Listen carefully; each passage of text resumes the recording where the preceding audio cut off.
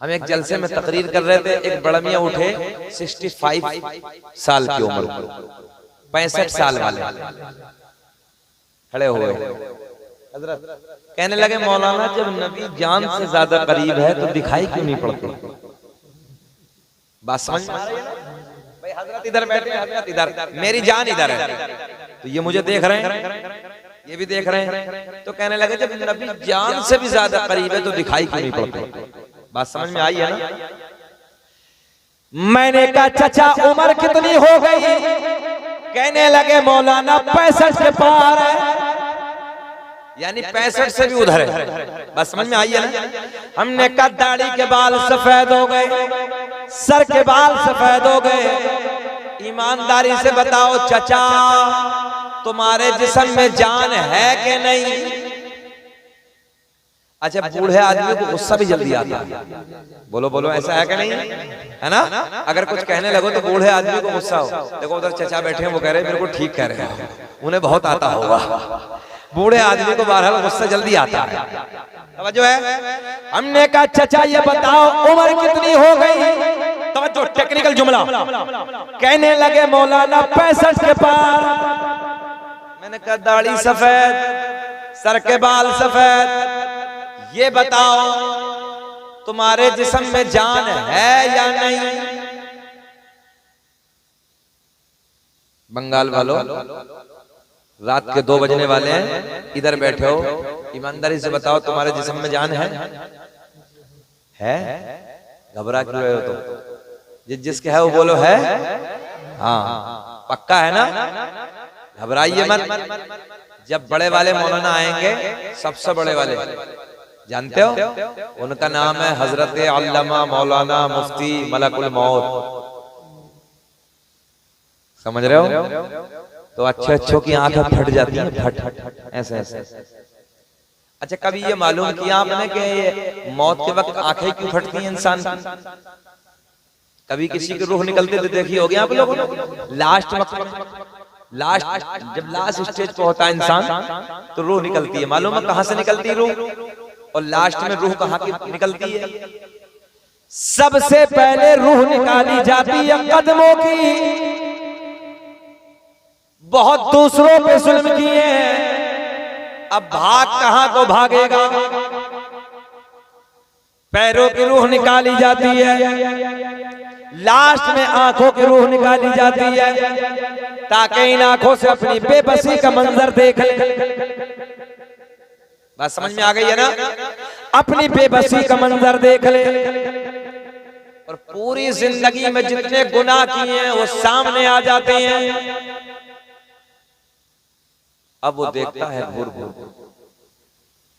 तो हमारे अपने सब अहबाब देखते हैं कि भाई आंखें फाड़ फाड़ के देख रहा है, बोलते नहीं बोलते हैं, मगर तुम्हें मालूम नहीं है वो क्या देखने लगा है। अच्छा, जब किसी की मौत का वक्त करीब हो तो उसके साथ क्या करना है? उसके करीब में बैठ के ला इलाहा इल्लल्लाह मुहम्मदुर रसूलुल्लाह, ला इलाहा इल्लल्लाह मुहम्मदुर रसूलुल्लाह, ला इलाहा इल्लल्लाह मुहम्मदुर रसूलुल्लाह।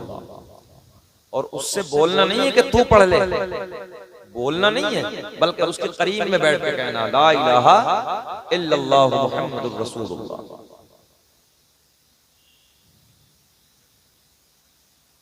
और जब इंतकाल हो जाए, कब्र में दफन करके वापस आ जाओ, तो चंद उलमा या चंद लोग उसकी कब्र पे खड़े होकर पढ़े रब्बी अल्लाह दीनी अल इस्लाम हाजा मुहम्मदुर रसूलुल्लाह सल्लल्लाहु तआला अलैहि वसल्लम। तवज्जो है? ये बातें सीखो बंगाल वालों, इन बातों को याद करो। जब तुम्हारा कोई अजीज माँ बाप भाई बहन रिश्तेदार जब किसी का इंतकाल हो जाए तो कम से कम 10 मिनट तक उसकी कब्र पे आजान के बाद पढ़ना शुरू करें रब्बी अल्लाह दीनी अल इस्लाम हाजा मुहम्मदुर रसूलुल्लाह सल्लल्लाहु तआला अलैहि वसल्लम। याद करेंगे ये बात? करेंगे ना? अब सुन, फिर पीछे की तरफ। हमने कहा मौलाना उम्र कितनी हो गई?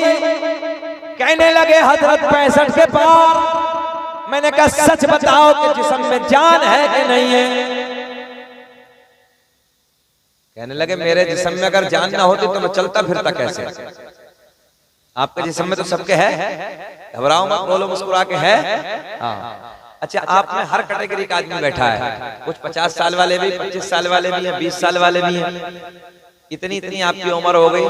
सच बताओ बंगाल वालों, तुम्हारे जिस्म में जान है, मगर इतनी उम्र हो गई आज तक अपनी जान को देखा आप लोगों ने? कैसे रंग की है? काली, नीली, पीली, गोरी, ब्लू कलर की है? कैसे भाई? जान तो है, जान तो है, मगर बंगाल वालों देखा? जल्दी बोलो, देखा? सच बताना, देखा नहीं है ना? हमने कहा मौलाना कितने बड़ा मियां 65 के पार हो गए, बताओ इतनी उम्र हो गई आज तक अपनी जान को देखा कि नहीं देखा? कहने लगे मौलाना जान को तो आज तक नहीं देखा।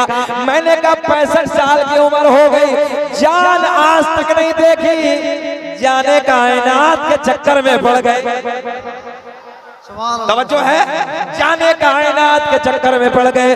तभी तो मेरा इमाम बरेली की शान, सुन्नियत की जान, इल्म की चट्टान, कौम से पठान अपने कलम को उठाते हैं और लिखते हैं अल्लाह की सरताब कदम शान है ये इंसान, ये इंसान वो इंसान है ये कि कुरान तो ईमान बताता है इन्हें और ईमान ये कहता है मेरी जान है ये।